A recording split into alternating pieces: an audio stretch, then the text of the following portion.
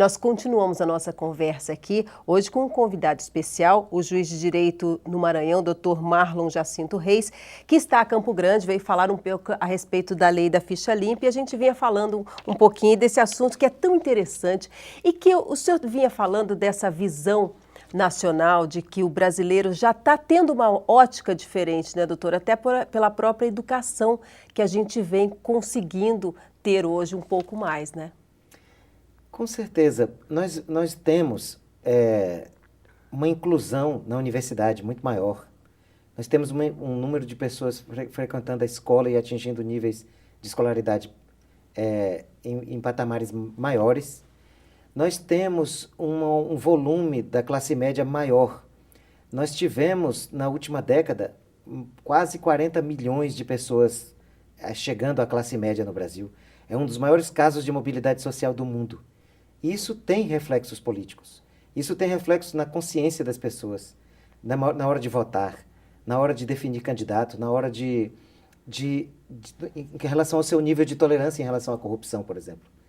Uma pessoa de classe média que não precisa trocar o voto por dentaduras ou por chinelos ou panelas. Coisa que nós vimos dinheiro. Há muito pouco tempo atrás, Exatamente. né, doutor? Há muito pouco, coisa de 5 anos. É uma prática que ainda 10 anos. existe. Ainda existe. Só que agora mais oculta, porque a lei está cada vez mais rigorosa. O senhor acha que é por medo ou por consciência? Medo dos dois, tanto do candidato quanto daquele que se vende, ou por consciência mesmo? E tem os dois fenômenos. É. Por um lado, tem a lei, que inclusive foi uma lei também de iniciativa popular, do mesmo grupo que fez a lei da ficha limpa, que estabeleceu a punição por compra de votos. Inclusive aqui entre vocês no Mato Grosso do Sul, como em muitos estados, houve muitas cassações, né, de pessoas que compraram votos. Compraram votos. E esse é um fator inibidor, com certeza.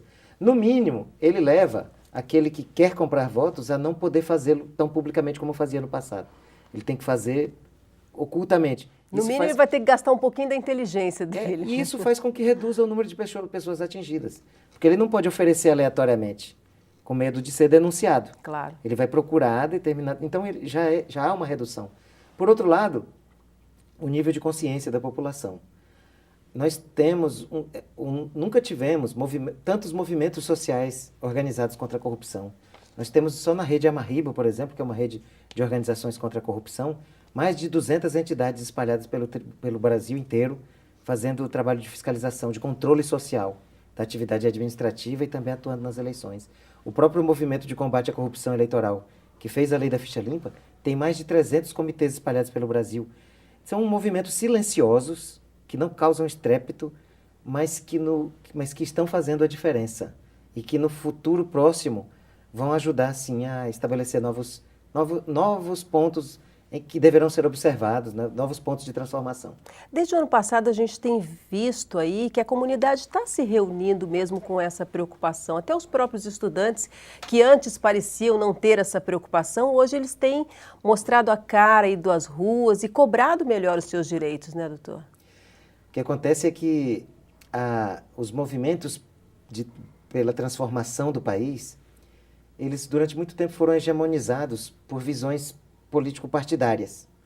Os novos movimentos sociais que estão em voga no Brasil, eles não são vinculados a partidos, eles estão pensando num novo país, em que qualquer partido que ganhe esteja submetido a regras rigorosas de transparência e de controle.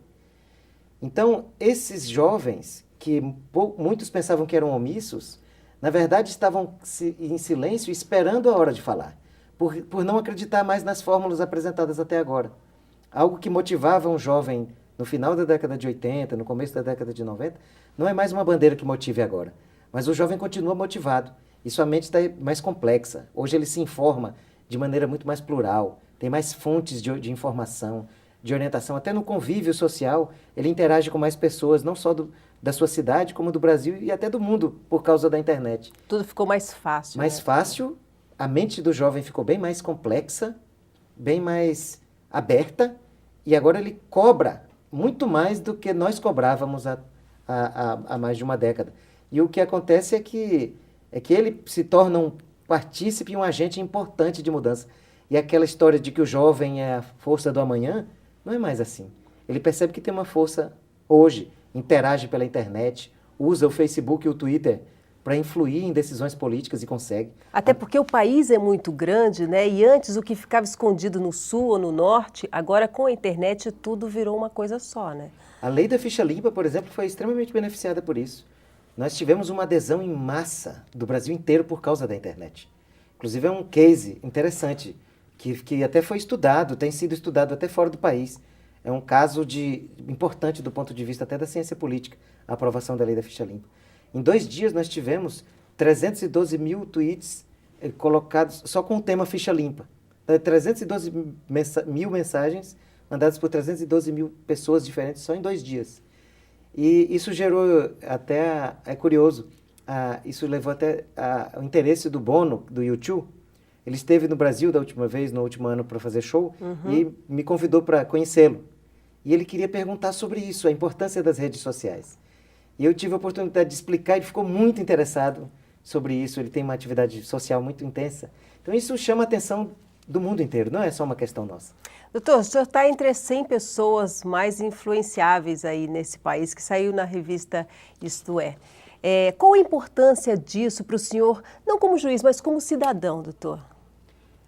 Bom, nós participamos dos movimentos sem nos preocupar com reconhecimento. Nós participamos por participar, por acreditar, por sonhar. Conversava sobre isso com um grande amigo, aliás, um grande símbolo, mas um amigo que eu quero me tornar dele, mas um símbolo das instituições públicas brasileiras e do judiciário, que é o Dr. Odilon. E ele falava também sobre isso. Nós fazemos por sonho, sem esperar, por paixão pelo que faz, né, nada em troca, mas porque devemos fazer. Nós precisamos de cidadãos assim, né, que façam isso pela paixão do que faz mesmo. Doutor, qual é a sua visão de um Brasil para daqui 20 anos? Eu aposto que o Brasil vai ser muito diferente. O Brasil vai sofrer as consequências positivas de algumas mudanças econômicas que estão acontecendo. Vai sofrer as consequências positivas de algo que muitas pessoas contestam, mas que na verdade é algo bom, que são essas bolsas família, por exemplo, porque elas levam à inclusão escolar. E isso é demorado o efeito, mas vai ter um impacto na vida do Brasil, na próxima geração. O Brasil de daqui a 20 anos vai ser muito diferente do Brasil de agora. E vai ser melhor. Ele vai ser mais justo. E é esse o último desafio, porque o resto não precisa mais. Nós temos um povo magnífico, nós temos um país magnífico de natureza, de beleza, de recursos naturais. Uma gente magnífica que só precisa resolver esse problema, que é o da política. Um problema que pode ser resolvido. A lei da ficha limpa é um exemplo de que a mobilização popular é o caminho. E eu acho que as coisas vão acontecer. São problemas resolvíveis, né, doutor? Problemas... É só a gente acreditar nisso, né? Nós acreditarmos em nós mesmos. Falta um pouco de autoestima para nós como sociedade. Nós temos que nos ver porque nós somos mesmo muito importantes. Mas o Brasil hoje está o foco do mundo, né? Todo mundo está voltado para o Brasil, já estão nos olhando assim, não mais como o povo tupiniquim, mas com um olhar diferente, né? Com certeza. E só falta nós mesmos acreditarmos nos vermos nisso. assim também. Doutor, o senhor está lançando um livro que é Direito Eleitoral Brasileiro? Exatamente. É uma publicação que está saindo pela editora Leia, Alúminos, e onde eu faço um estudo de todas as instituições brasileiras, as normas, as eleições. A lei da ficha limpa tem um estudo aprofundado sobre tudo que ela diz. Tive a honra de ajudar a escrever essa lei e trouxe para o livro uma série de experiências de quem viu os bastidores da construção dessa lei. E foram difíceis esses bastidores? Difíceis, vírgula a vírgula. É. Foi uma questão, foi um momento muito importante, histórico até eu diria.